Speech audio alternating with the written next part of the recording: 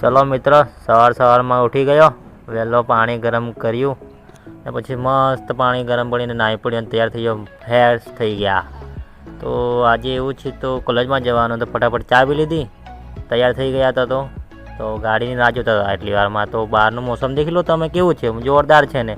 તો ચલો બાઇક આવી ગઈ, તો આપણે નીકળી ગયા કોલેજ જવા માટે।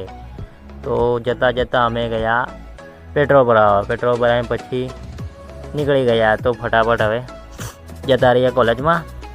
तो फाइनली अमे कॉलेज में पहुँची गया गाइस, अब देखा छो।